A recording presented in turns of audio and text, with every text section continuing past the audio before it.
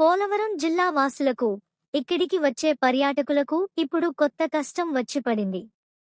జిల్లాలో వానరాల సంఖ్య రోజురోజుకీ పెరిగిపోతుండటంతో జనం బెంబేలెత్తిపోతున్నారు. ముఖ్యంగా ఏజెన్సీ ప్రాంతాలైన మారేడుమిల్లి, చింతూరు, రంపచోడవరం, అడ్డతీగల మండలాల్లో పరిస్థితి మరీ దారుణంగా మారింది. ఏ గ్రామంలో చూసినా, ఏ రోడ్డుపై చూసినా కోతుల దండులు గుంపులు గుంపులుగా తిష్టవేస్తున్నాయి. ప్రకృతి అందాలను ఆస్వాదించడానికి వచ్చే పర్యాటకులకు ఈ వానర సైన్యం చుక్కలు చూపిస్తోంది. చేతిలో తినుబండారాలు కనిపిస్తే చాలు, ఎగబడి మరీ లాక్కెళ్లిపోతున్నాయి. ఎవరైనా అడ్డు చెప్పినా, భయపడినా మూకుమ్మడిగా దాడి చేసి గాయపరుస్తున్నాయి.